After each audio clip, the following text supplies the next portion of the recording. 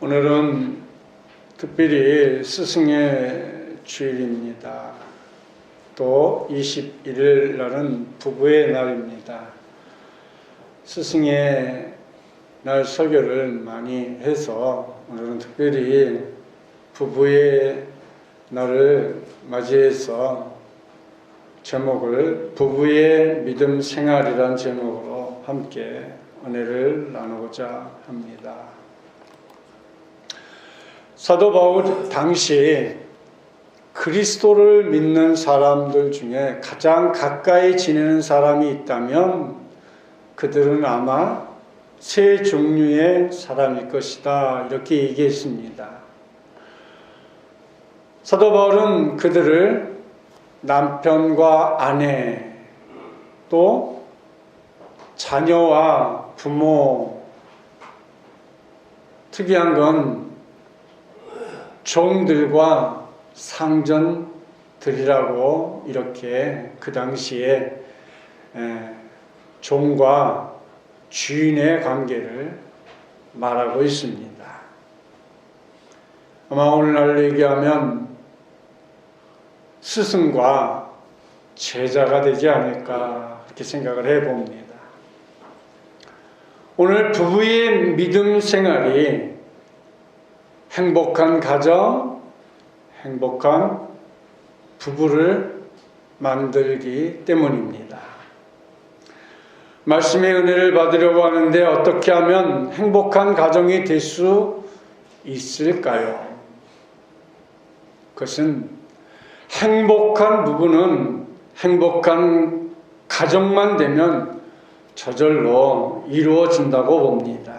왜냐하면 가정이 곧 부부에게서 나오는데 부부만 행복하다고 행복한 가정이 되는 것이 아니고 가정이 전반적으로 믿음 안에서 행복해야 하기 때문인 것입니다. 이런 이야기가 있습니다. 90세 노인이 이제 의사에게 진찰을 받게 되었습니다. 의사 선생님은 부부의 건강의 비결이 무엇입니까? 하고 묻습니다. 쉽게 얘기하면 무병 건강하다는 진찰의 결과를 말하고 노년에까지 이렇게 무병 건강함에 대한 비결을 물었습니다. 그랬더니 이 부부의 하는 말은 결혼 초기에 부부간에 약속한 이야기가 있다라고 가르쳐 줍니다. 부부가 살면서 화나는 일이 있을 때에 가정화평을 위해서 아내는 부엌으로 피하고 남편은 밖으로 피하기로 약속을 했다는 것입니다.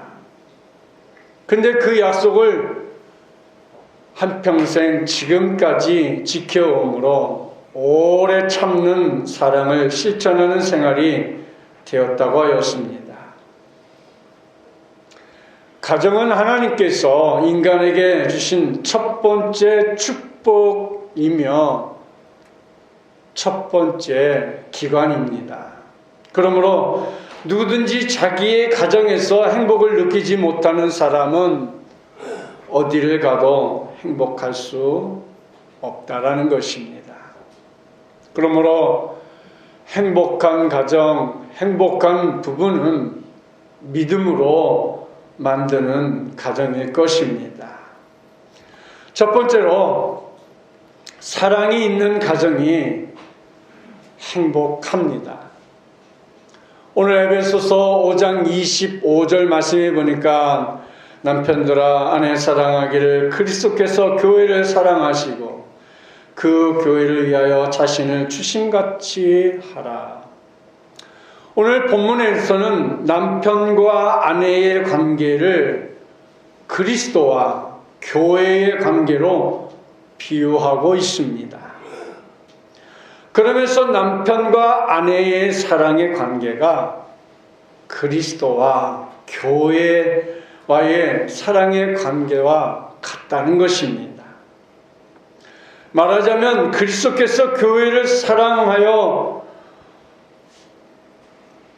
우리에게 한없는 사랑을 준 것처럼 부부도 한없는 사랑으로 이루어져야 한다는 것을 말하고 있습니다. 말씀에서 보면 남편이 먼저 아내를 사랑해야 합니다. 그리스도를, 교회를 사랑하는 것이 자신을 주신 것이라고 하였습니다. 남편도 아내를 위해서 희생하는 그런 모습을 보여주어야 한다는 것입니다. 여러분, 올라가는 것도 어렵지만 내려가는 것도 어렵습니다. 예수님은 우리를 위해 내려오셨습니다. 예수님이 우리 사람의 수준으로 내려오셨습니다. 그것이 사랑이었습니다. 그래서 남편이 되기 위해서 결혼하는 남자는 아내의 수준에 맞추어 주는 사랑이 있어야 행복한 부부로 만들어져 갈 수 있을 것입니다. 왜 부부 사이에 서로 상처가 없겠습니까? 남편은 남편의 수준으로 아내에게 요구하고 아내는 아내의 수준으로 남편을 판단하기 때문입니다. 그래서 이런 부부에게 싸움이 생기고 상처가 날 수밖에 없습니다. 그래서 부부는 눈높이가 같아야 하는 것입니다. 무엇보다도 남편은 아내의 눈높이에 맞추어 노력해야 합니다. 그러면 행복하게 되어 있습니다. 좀 고상하지 못해도 맞추어 보면 행복이 있습니다. 스승과 제자도 보면 교사는 정말 훌륭한 교사라고 말할 수 있는 것은 학생의 눈높이에서 가르치는 사람일 것입니다. 선생님이 자기만 아는 식으로 학생들에게 막 가르치면 아마 그 반의 상위 1%만 따라올 것입니다. 그러나 선생님이 학생의 눈높이에 맞추어서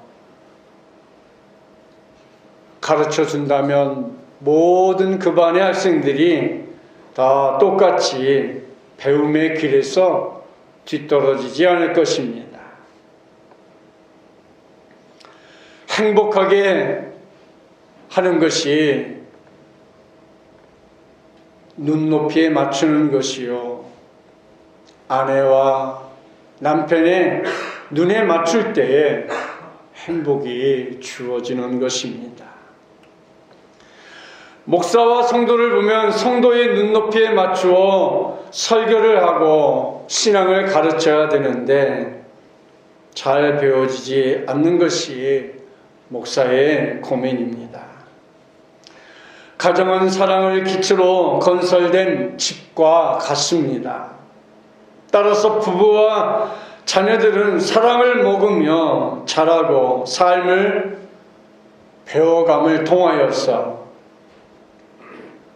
부부가 행복한 모습이 바로 그 자녀의 인생이요, 삶이요, 그 자녀가 또 결혼해서 가정을 이룰 때에 가장 중요한 기초가 된다는 것이에요. 우리가 늘 그런 소리 하지요. 그 가정에서 뭘 배웠겠어. 그러니까 늘 싸우는 가정에서, 또 남편이 외도하는 가정에서 뭘 배웠겠냐 이 말이에요. 그러니까 참 부모 되는 것도 어렵지만 또 나아가서 자녀 되는 것도 진짜 어려운 거예요. 여러분, 부모들은 그냥 일방적으로 자녀들에게 말할진 모르지만 자녀들한테 물어보세요. 자녀 되는 거 그렇게 쉬운 일이 결코 아니다라고 말하고 있는 것이지요. 제가 부모도 돼보고 자녀도 돼보니까 둘 다 어렵더라고요. 뭐 할래? 글쎄 둘 다 어려워서 못하겠어요. 그게 현실입니다. 그러므로 예수 믿는 가정은 부모의 사랑만 주는 것이 아니고 하나님의 사랑을 심어줘야 합니다. 하나님이 너를 사랑한다는 것을 말로 축복하면서 계속 우리 자녀들에게 너는 축복받다 마땅하다. 복받고 살라고 우리 장모님은 늘 전화를 하면 복받고 사소, 복받고 사소. 그게 얼마나 힘이 되고 용기가 되고 기쁨이 되는지 몰라요. 죄송합니다만 이 빌어먹을 놈 나가서 뒤져버려라. 이런 물보다 얼마나 은혜가 되고 소망이 됩니까? 당신은 이 땅에 복받기 위해서, 축복받기 위해서, 사랑받기 위해서, 은혜받기 위해서, 멋지게 살기 위해서 태어난 존재 아닙니까? 그런 존재를 가지고 왜 그렇게 악담을 하고 나쁜 소리로 했는지. 하나님이 너를 사랑한다는 것을 세뇌적으로 심어주고 너는 하나님이 사랑하기에 하나님이 너를 크게 들어 쓰신다라고 늘 축복해 주시기를 바랍니다. 우리 믿는 가정의 사랑은 하나님의 사랑이 우선되어야 합니다. 부부는 하나같이 하나님께 예배하면서 나아갑니다. 부부는 하나같이 부모에게는 효도하고 형제끼리는 화목을, 남편에게는 순종을, 아내에게는 사랑을, 자녀에게는 신앙의 덕을 세우면서 사랑의 가정을 꾸며 나아가야 합니다. 사회 전체를 관리하고 유지하려면 반드시 법과 규칙이 있습니다. 마찬가지로 부모도 자녀를 양육함에 있어서 원칙과 법이 있어야 되는 거예요.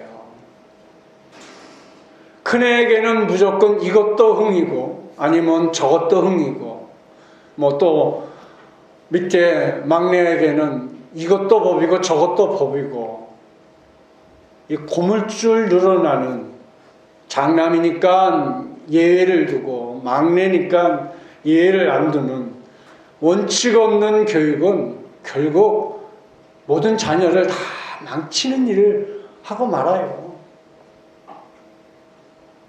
여러분 5손가락 깨물어서 안 아픈 손가락이 어디 있어요? 다 아프잖아요.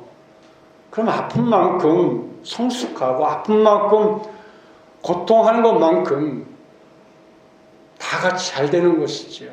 근데 누구는 이래서 고무줄이고 누구는 이래서 늘어날 수 없는 고무줄이 된다면 그건 안 되는 것이에요.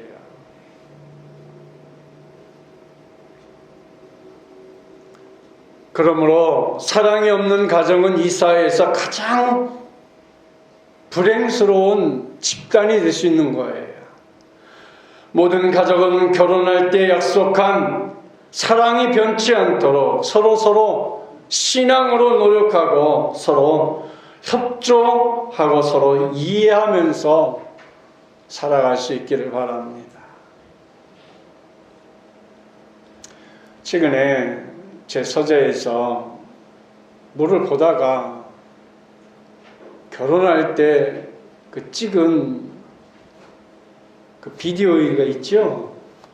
기계가 없어서 제가 보고 싶었는데 못 봤어요. 보니까 우리 고집사님 집에 아직 있더라고요. 제가 한번 가서 봐야겠어요. 여러분, 결혼할 때 주례해 주신 분이 뭐라고 주례를 했을까요? 여러분 기억나십니까? 다 잊어버렸죠? 자식 낳고 살다 보면 다 잊어버려요. 그러나 그때로 다시 되돌아가서 초심으로 돌아가서 내 아내를, 내 남편을 정말 검은 머리가 팥불이 되도록, 흰머리가 되도록 죽음이 갈라놓을 때까지 서로 사랑하고 존경하고 아껴주고, 그런 부부의 모습이 얼마나 아름답고 소중하겠습니까? 사도 바울은 그리스도께서 교회를 사랑하는 것 같이 사랑해야 한다고 하면서 그 방법을 세 가지로 제시했습니다. 첫째는 자기의 몸을 아내를 위해 내어주듯이 사랑해야 한다고 했어요. 에베소 5장 25절을 보니까 남편들아 아내 사랑하기를 그리스도께서 교회를 사랑하시고 그 교회를 위하여 자신을 주신 것 같이 하라. 왜냐하면 교회의 머리이신 예수님께서 장차 탄생할 교회를 위해 자기 몸을 내어주듯이, 예수님이 몸을 내어주듯이 남편은 아내에게 자신의 몸을 내어주듯이, 아내는 남편에게 내 몸을 내어주듯이 서로 사랑하는 관계라는 것이죠. 두 번째로, 자기의 몸을 살피듯 아끼고 사랑해야 한다는 것이죠. 에베소 5장 29절 말씀을 보니까 누구든지 언제나 자기 육체를 미워하지 않고 오직 양육하여 보호하기를 그리스도께서 교회에게 함과 같이 하나니. 죄송한 말입니다만 집사람이 병원에 입원하고 보니까 남편 된 사람이 해줄 것이 아무것도 없더라고요. 대신 아파줄 수도 없는 거고 뭘 해줄 수 있는 게 없더라고요.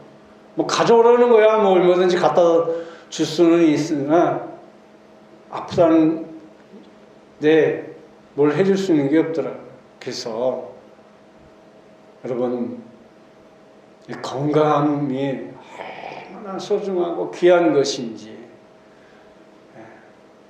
어디 아프지 않냐고 서로 물어가면서 안 아플 때 건강관리를 잘하는 게 그게 아껴주는 것이에요. 집에 좋은 약 있으면 혼자만 먹지 말고 나눠서 열심히 드십시다. 그래야 남편도 건강하고 아내도 건강해야, 그래야 자식들에게 짐이 안 되는 거예요. 그런 의미에서 우리 유영용 권사님을 제가 참 존경해요. 우리 권사님 2년 전만 해도 저 방황에서 이렇게 기운 없어서 누워있을 때 보면 아유 권사님 곧 천국 가시겠다 그런 마음을 가졌는데 저렇게 정정하게 악착같이 내 몸을 관리하시고 운동하시고 그러시는 그 모습을 보면서 우리가 그걸 배워야 돼요. 누구나 다 몸이 다 힘들면, 아프면 힘들어요. 왜 안 그러겠어요? 그런데 우리 권사님 보니까 각자같이 막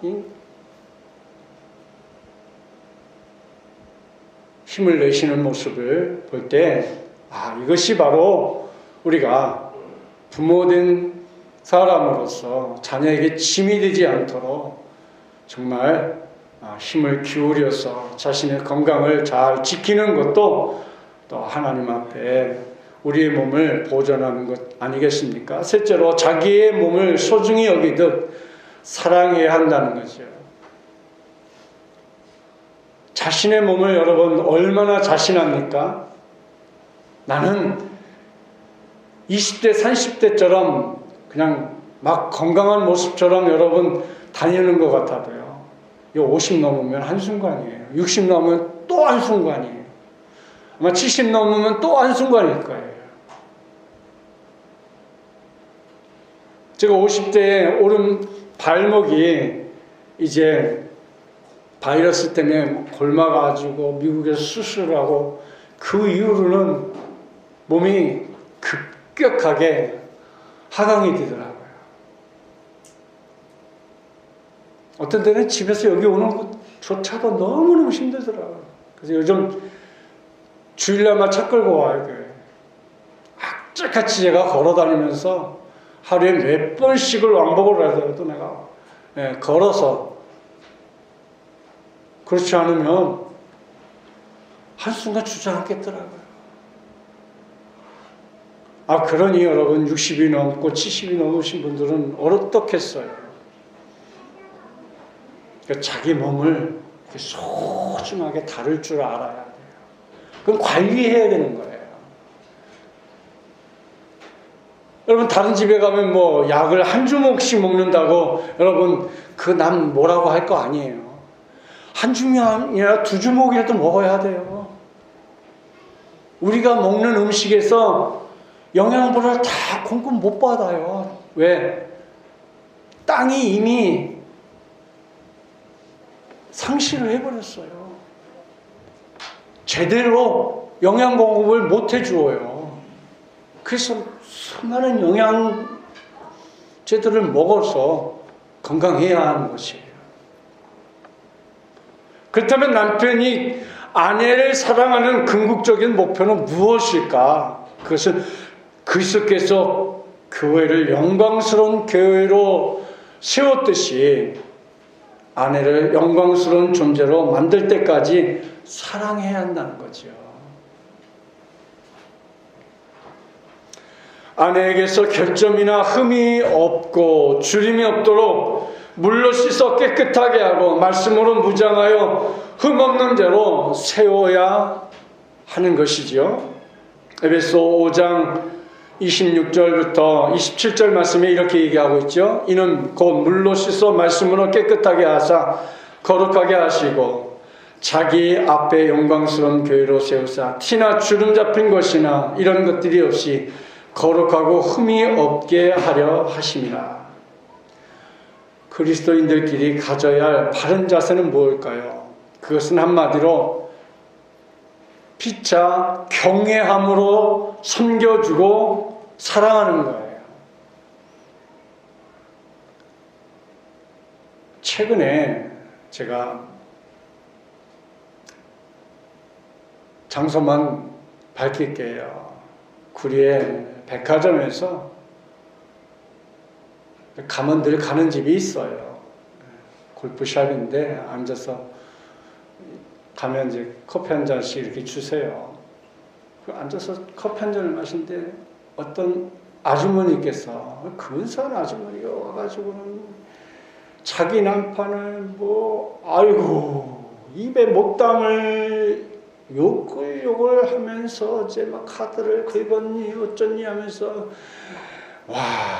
내가 진짜 설교 시간이니까 내가 어떤 욕인지 아시죠? 예? 저 시장 바닥에서나 들을 만한 그런 욕을, 그것도 자기 남편 욕을 그렇게 하대요. 나 앉아서 있다가 다 갔길래 나 매니저한테 아니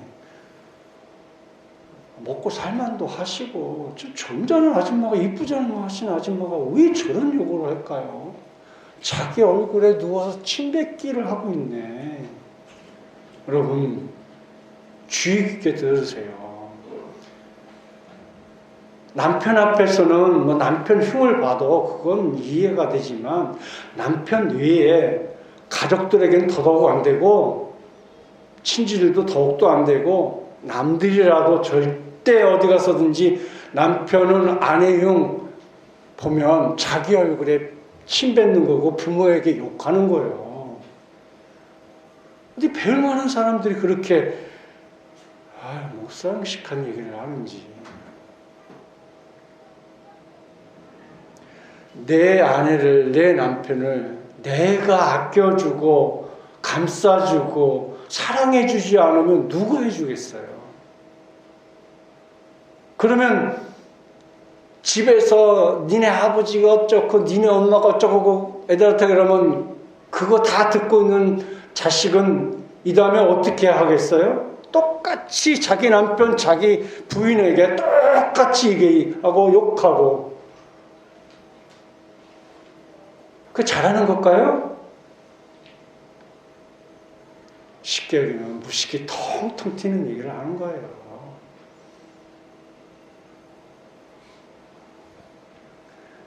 남편이, 아내가 평생을 자기를 속썩이고 자기의 애가슴이고 자기를 못 살게 해도, 야, 니네 아버지처럼 가정적이고, 야, 니네 엄마처럼 가정적인 사람이 어디 있니? 그저 너희들이라면 죽고 못 사는 것이 네 아버지고 네 어머니라고 이렇게 해서 자녀들에게 힘을 주고, 자녀들이 부모를 공경하게 해야지. 야, 니네 아버지처럼 평생에 놀고 먹고 한량처럼 울고 바람이나 피우고.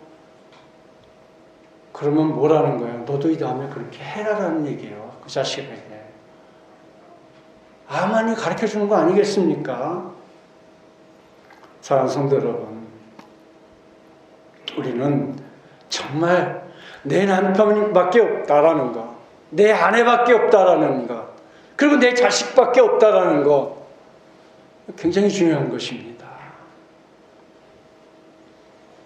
지금 나는 어떻게 살고 있으며 살아왔는가?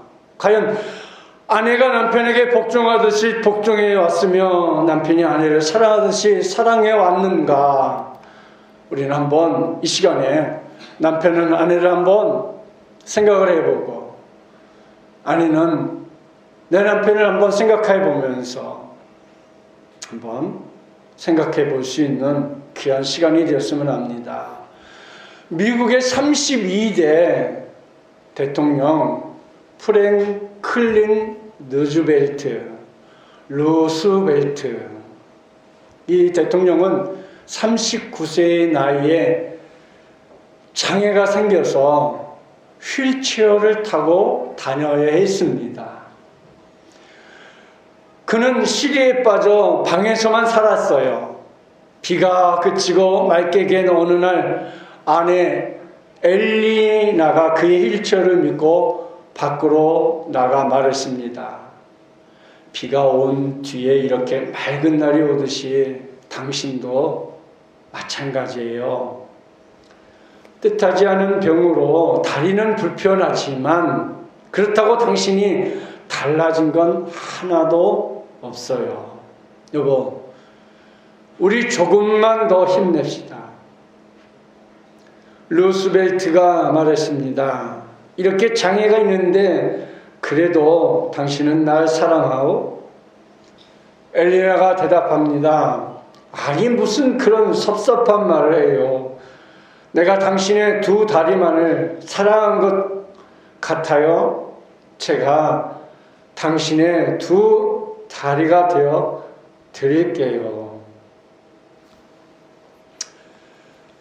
그 말에 루스벨트는 큰 용기를 얻었고 제기를 했고 휠체어를 타고 다니면서 미국을 경제공황에서 세계 2차 대전의 위기에서 구출한 위대한 대통령이 되었습니다. 뿐만 아니라 미국에서 유일무이하게 4번이나 대통령직을 수행했습니다. 루스벨트는 아내의 도움이 아니었다면 결코 자신이 그런 일을 할 수 없었다라고 그는 항상 고백을 했습니다. 5월 10일 날 윤석열 대통령께서 취임식을 했고 용산시대가 열렸죠. 저도 TV를 통하여서 중계를 보았습니다. 새로운 국민의 나라를 만들겠다는 대통령 취임사였습니다. 그런가 하면 5년의 임기 동안에 국민들이 행복하게 잘 사는 나라를 만들어 주시라는 기대를 함께 품어봅니다. 그리고 월요일 날 9일 날에는 전직 대통령 문재인 대통령이 5년의 마지막 퇴근길을 시민들과 함께 만나는 것이 방송에 이제 방영이 됐습니다. 전직 대통령은 온 국민들에게 감사의 인사를 하면서 청와대를 나오는 전직 대통령의 마지막을 바라보려는 수많은 인파들 앞에서 인사를 하며 고맙다라고 말했습니다. 저 자신도 그 모습을 쭉 돌아보면서 참 눈물을 흘렸습니다. 목사로서 한 교회의 담임으로서 과연 나는 최선을 다하고 있는가? 사명을 잘 감당하고 퇴임하는 그 시간에 내 모습이 정말 후회가 없는 목사로서 우리 안생명 비전교회 성도들에게 최선을 다하고 있는 목사인가 하고 혼자 다짐을 하며 강단에서 기도했습니다. 사랑하는 성도 여러분, 우리 다 함께 신명나는 믿음 생활, 행복한 신앙 생활을 하기 위해 우리 함께 도와주고 밀어주며 주님 나라 갈 때까지 함께 할 수 있기를 소망하며 부족한 제가 더 열심히 여러분을 섬기겠습니다. 오늘 두 번째로 부부는 사랑으로 끝까지 서로를 책임져야 합니다. 마태복음 19장 4절부터 6절 말씀에 보니까 예수께서 대답하여 이르시되 사람을 지으시니가 본래 그들을 남자와 여자로 지으시고 말씀하시기를 그러므로 사람이 그 부모를 떠나서 아내에게 합하여 그들이 한 몸이 될지니라 하신 것을 잊지 못하였느냐. 그런즉 이제 둘이 아니요 한 몸이니 그러므로 하나님이 짝지어 주신 것을 사람이 나누지 못할지니라 하시니라. 이렇게 결혼은 하나님의 창조의 질서의 한 영역입니다. 남자와 여자가 사랑을 매개로 한 가정을 이루는 것은 순전히 하나님의 자유의지에 의한 선택의 결과이지만 그렇게 되기까지는 참으로 신비로운 하나님의 섭리가 이면에 작용하고 있는 것이지요. 우리 조상님들은 결혼으로 맺어지게 되는 만남은 천생연분이라고 말했습니다. 무슨 뜻일까요? 결혼으로 맺어지는 부부의 연분은 사람의 선택이 선행되는 하나님의 축복의 선물이라는 뜻이지요. 하늘이 맺어주신 이 부부의 관계를 우리는 끝까지 서로 책임으로 사랑해 주어야 할 관계라는 것입니다. 화면에 보니까 그런즉 이제 둘이 아니요 한 몸이니 그러므로 하나님이 짝지어 주신 것을 사람이 나누지 못할지니라. 왜 예수님께서 이런 말씀을 하셨을까요? 서로 사랑해서 서로가 좋아서 결혼까지 하기 이르지만 그럼에도 불구하고 서로 개성이 다르다고 생각이 다르다고 두 사람이 한평생 동고동락을 한다는 것이 결코 쉽지 않기 때문에 그렇습니다.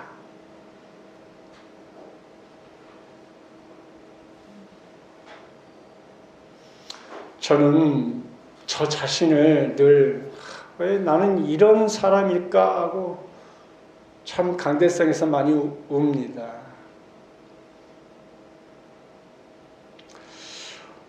왜 나는 이렇게 여러분 보기에 그냥 평범한 목사인 것처럼 보이지만 전 제 자신이 싫어질 때가 참 굉장히 많아요. 그래서 싫으면 울고 나서 하나님 좀 괜찮은 사람 되게 좀 해주세요. 태평양 바다는 아닐지라도 좀 온유하고 넓은 마음을 가질 수 있게 기도합니다. 왜? 완벽한 사람이 없어요.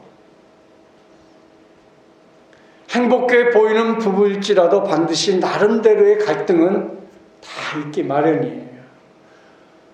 부자로 살면 싸움 안 하고 행복할까? 아니, 아주 가난하면, 먹을 것이 없을 정도로 가난하면 싸우지 않고 행복할까? 여러분 어떨 것 같아요? 어느 정도이면 부부가 싸우지 않고 행복하게 살 수 있을까요? 정답이 있을까요? 과연? 정답은 없어요. 서로 맞추어 가는 것. 서로 하나가 되기 위해서 맞추어 가는 것이, 그것이 한평생을 동고동락하면서 사는, 말씀 서두에 말한 것처럼 결혼할 때에 부부가 약속한 대로 아내는 부엌으로, 남편은 밖으로. 그래서 노력하는 것밖에 정답이 없는 것 같아요. 그 노력이 믿음으로 승화되면, 말씀으로 밑바탕이 되면 더 견고한 그런 부부의 사랑이 되지 않을까요? 서로 노력하지 않는 한 그 어떤 가정도 끝까지 지켜나갈 수 없다라는 거지요. 사랑이 무엇입니까? 여러분, 사랑이 뭐라고 생각해요? 사랑은 책임이에요. 내가 너를 사랑해. 말이야 뭐 1000만 번, 억만 번이라도 할 수 있지요. 그러나 사랑했으면 책임을 져야죠.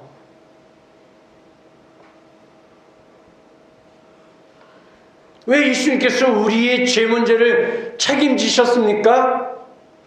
우리를 사랑하기 때문에. 어떻게 책임지셨어요? 십자가의 죽음으로 고난의 잔을 감수하면서 십자가 지심으로 우리에게 사랑을 완성시켜 주셨잖아요.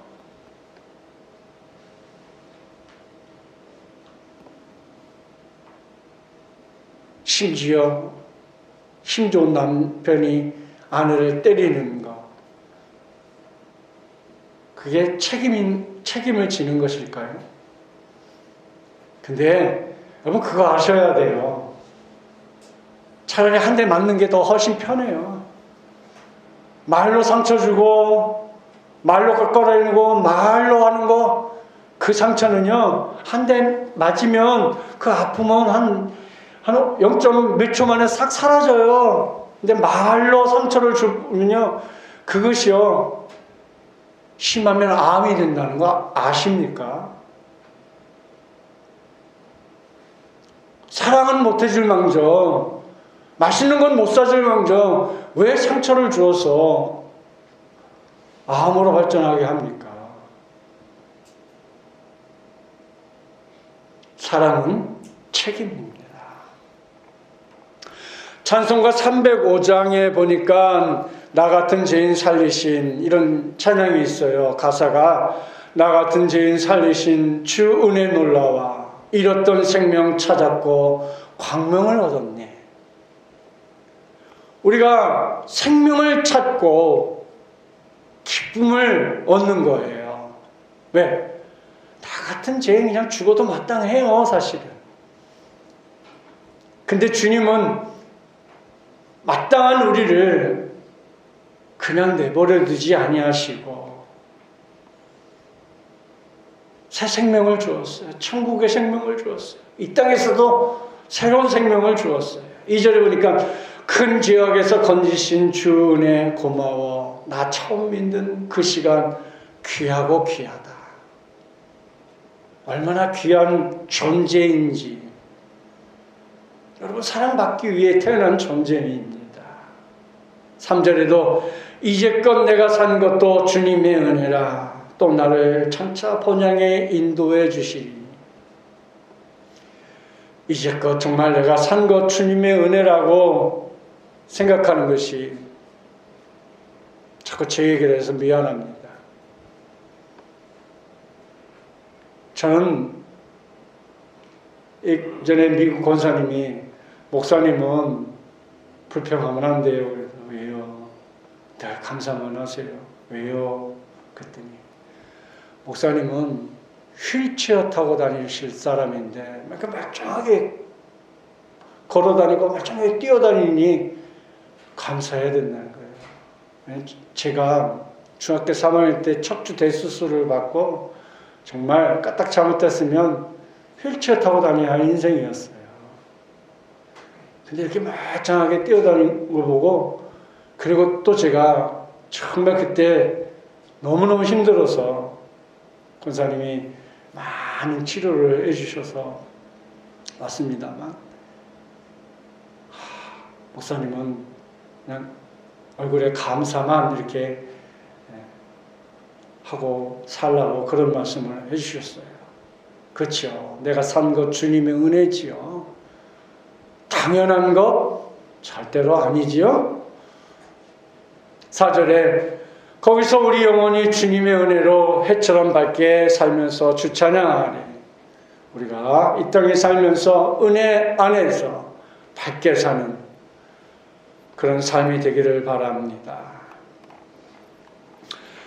마태복음 5장 31절과 32절의 말씀 보니까 또 일러스되 누구든지 아내를 버리거든 이혼 증서를 줄 것이라 하였으나 나는 너에게 이르노니 누구든지 음행한 이유 없이 아내를 버리면 이는 그로 간음함이 또 누구든지 버림받은 여자에게 장가드는 자도 간음함이니라. 예수님께서 책임감 있는 사람의 도리가 무엇이냐? 그건 다름이 아니라 이혼하지 말고 살라는 거예요. 물론 특별히 어린 자녀들이 부모의 이혼의 상처로부터 벗어나는 데는 20년이 걸린다는 거예요. 부모의 이혼으로 인해서 20년 세월 동안에 아픔을 겪는다는 거예요. 근데 더 중요한 것은 그 자식도 결혼해서 우리 부모가 이혼했는데 나도 여차면 이혼하지, 이런 마음속에 산다는 거예요. 얼마나 큰 상처를 쉽게 얘기하면 대물림해주고 있는 거냐 말이에요. 그래서 부부가 잘 살아야 돼요. 여러분, 서로 눈높이가 같은, 남편의 눈높이, 아내의 눈높이가 같아서 행복한 가정들을 만드시기 바랍니다. 세 번째로, 서로 사랑하는 관계를 만들어 가야 합니다. 본문을 보면 성경이 남편에게만 사랑의 의무를 지우는 것으로 보일 수 있습니다. 그러나 그렇지 않아요. 에베소서 5장 25절에 보니까 남편들은 아내 사랑을 그리스도께서 교회를 사랑하시고 교회를 위하여 자신을 주신 같이 하라. 그리고 디도서 2장 4절에 그들로 젊은 여자들을 교훈하되 그 남편과 자녀를 사랑하며, 이렇게 성경을 말하고 있는데, 사랑의 관계는 다른 어떤 관계보다도 소중한 관계라는 거죠. 사랑은 주고받는 겁니다. 성경이 더 연약한 그릇으로 묘사한 여성을 보호하고 세워야 한다는 의미에서 남편이 보다 관심을 갖고 실천해야 할 덕목으로 성경은 아내를 향한 남편의 책임으로 사랑을 강조하고 있는 것입니다. 대부분 사람들에게 그들이 마땅히 사랑해야 할 사람들을 사랑하냐고 묻는다면 누구나 다 예, 사랑합니다 라고 말합니다. 그러나 그들의 사랑의 파트너들은 그들이 사랑받고 있다는 느끼지 못한다는 것입니다. 우리는 아직도 사랑을 표현하는 실제적인 방식을 배우지 못하고 있는 것 같습니다. 사랑은 추상명사가 아니라 움직이는 동사라는 말이 있습니다.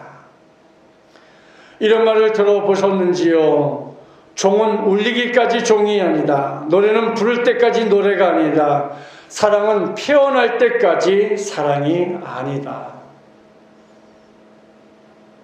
저부터 참 우리 한국 사람들은 잘 표현하지를 못하는데 우리가 이제 표현하려고 열심히 노력해서 우리 안에 사랑의 언어들이 가득 넘치시기를 축복합니다.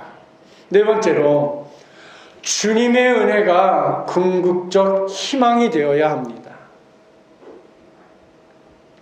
거듭난 성도들의 칠선의 사랑도 섬김도 여전히 인간의 사랑이요 섬김을 것은 우리가 잊지 말아야 합니다. 칠선이라는 이름의 땀, 몸부림에도 불구하고 인간적 노력의 한계를 감수해야 하는 우리에게 한계를 넘어서는 은혜는 그리스도인 부부관계의 마지막 희망이 될 수 있습니다. 주님이 우리에게 자신을 내어주신 이유는 우리가 그렇게 대접을 받을 자격이 있기 때문입니다. 그러나 그렇지 않습니다. 우린 자격 없어요. 그것은 은혜입니다. 은혜는 받을 자격이 없는 우리에게 베풀어지는 조건 없는 사랑입니다. 그래서 사도 바울은 에베소서 2장 8절에서 너희는 그 은혜에 의하여 믿음으로 말미암아 구원을 받았으니 이것은 너희에게서 난 것이 아니요 하나님의 선물이라. 구원을 받았으니 이것은 너희에게서 난 것이 아니요 하나님의 선물이라. 우리는 하나님의 선물이에요. 하나님의 선물을 감사히 받고 또 감사히 받은 것을 아내에게 남편에게 그 감사의 모습을 나누는 그런 부부의 관계가 되는 것입니다. 성경은 이런 주의 은혜로 우리의 마음이 다스려지는 상태를 가리켜 성령 충만이라고 말합니다. 사실 오늘 우리의 본문은 바로 이 명령으로 소급되어 시작된 것입니다. 결국 성령 충만으로 대화의 결론을 맺습니다. 여러분 들어보십시오. 그렇다. 기도하지 않고 성령 충만하지 않고 어떻게 내가 먼저 섬기고 내가 먼저 용서하고 내가 먼저 사랑할 수 있단 말인가. 그렇죠. 우리가 성령 충만이 해답입니다. 성령 충만이 희망입니다. 성령 충만이 비전입니다. 성령 충만이 행복입니다. 성령 충만이 우리의 가정입니다. 성령 충만이 우리의 부부의 모습인 것이지요. 그리스도 예수로 당신의 인생의 주인이 되게 하십시오. 참으로 성령의 지배를 사모하십시오. 그리고 성령이 다스리는 부부 관계를 만들어 가시기를 바랍니다. 우리가 가정의 달 행복하고 사랑이 넘치는 부부, 사랑이 넘치는 부모 자식 간이 되고 사랑이 넘치는 자녀들, 사랑으로 스승을 존경하는 믿음의 가정이 되기를 주님의 이름으로 축복합니다.